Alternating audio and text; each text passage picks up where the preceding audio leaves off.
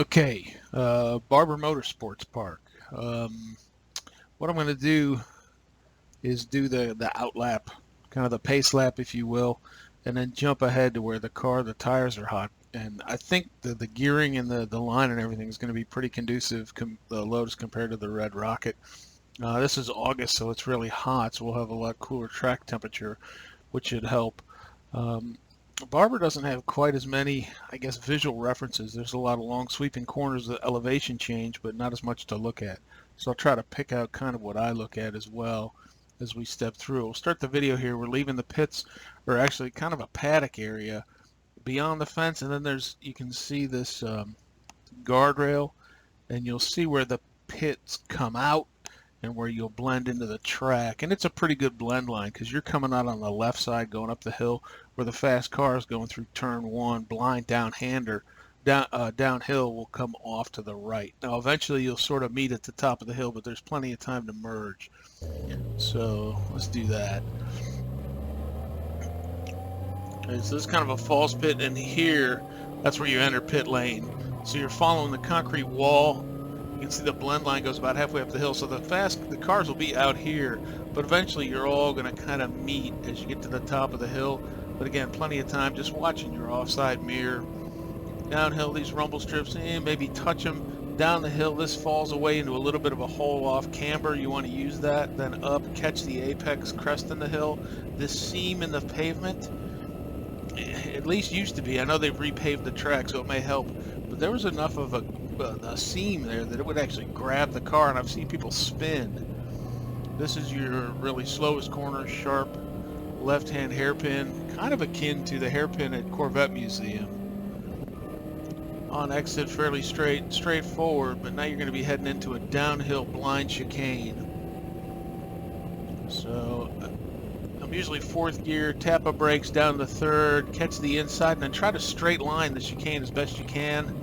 And then catch second somewhere in the middle of that, and now accelerating out, it expands. It's an opening up, expanding radius corner. This is your back straightaway, if you want to call it that. It has a kink right in the middle, but if you catch the rumble strips just right, left side, right side, at least in the Lotus you could go through there flat. You can see there is runoff, but after you get past the little painted rumble strips, there's some pretty good gators, so you don't want to go too wide there. This part's a lot more nuanced, kind of downhill, up the hill, and you crest right at the top. It feels like the car's going to slide off the track, so give yourself just a little room. Try to get down and use those inside rumble strips. And then this corner is just almost by feel. See that little hole, that gate? I almost aim at that. And even before I hit those rumble strips, I try to get in on this inside apex. You don't get out wide here because you want to be here, and then downhill, get that last corner right because it sets you up for the straightaway. So let's go back and walk through that one more time. It's a little bit quick.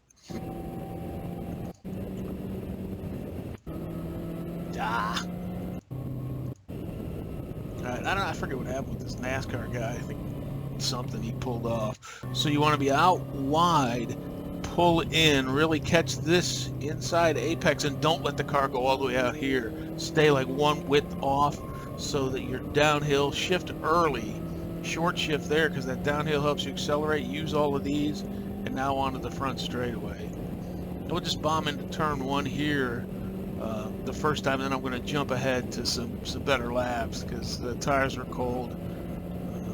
It was about the 16-minute mark. Let's see how I do on this. Man, I'm flying, huh?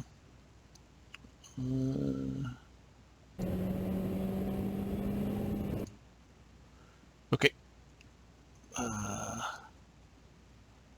Yes, this is good.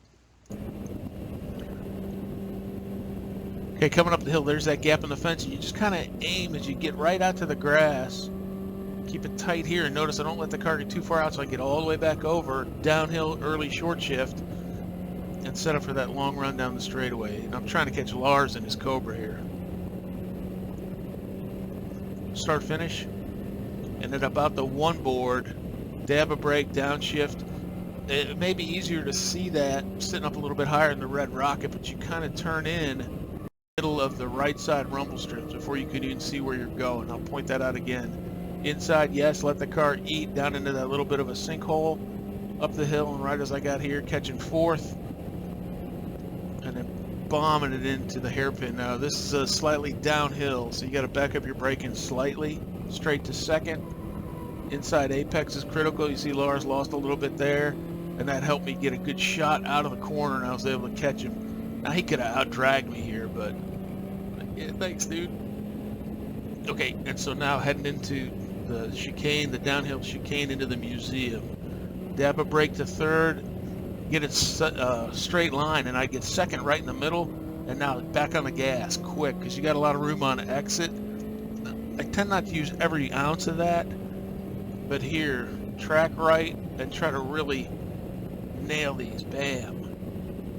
And if you do that, you can keep it basically flat out through that kink. All right, now this part of the track is where it's kind of by feel. I'm not sure on this lap or the next, but going into this kind of downhill left-hander, if you do it right, you should stay in fourth gear.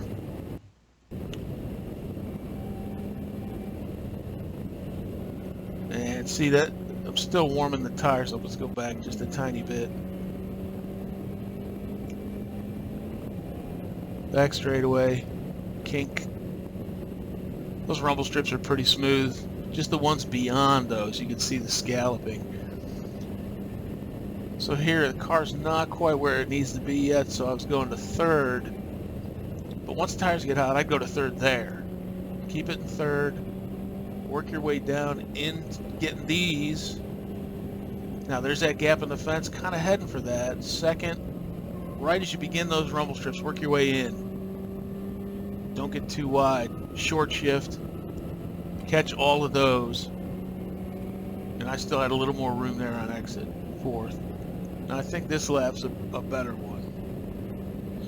So front straightaway, looking for that one board. See those rumble strips? Bam, right in the middle of those. Start your turn in. Downhill blind. And then here, I never get out past maybe the second seam. And try to work the first seam, work it all the way back in, and then let the car eat on exit into a little bit of a sinkhole up the hill.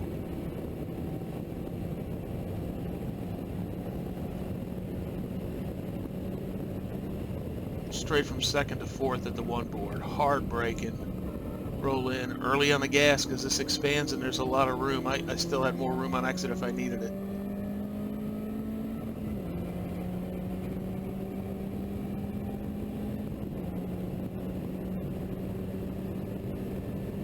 About the same thing. Right at the beginning of the rumble strips, brush your brake down to third, straighten it out. Right in the middle here is car settled second. And if you do it too late, I was like a split second too late. See how wide I was on that right side.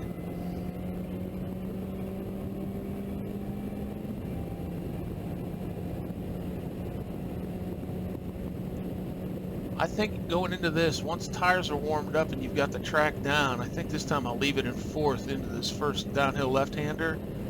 Right in here could be a good passing zone if people are getting off it too early. Now down to third, use all those up the hill. And then here, really pull it in. Yes, like those. Use that whole set. Looking for that gate out to the wide side. And here, people are going to naturally get wide. You can shoot up outside of them here. Short shift down the hill. Barber's not going to be the easiest place to pass. Probably turn one's going to be our best. Really late, hard braking, middle of the rumble strips, left turn in, and then up the hill, and you just kind of play it, especially with the front wheel drive, that as the race goes on, there's going to be all kinds of crud out here. So that's why I'm saying stay second seam, working it to the first seam. Now up the hill, and here's probably going to be your best passing zone. You get a good shot out of that sinkhole up the hill and into the braking zone.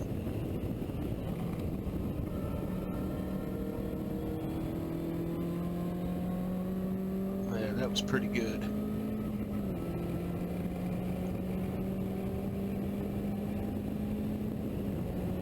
I've seen people pass here.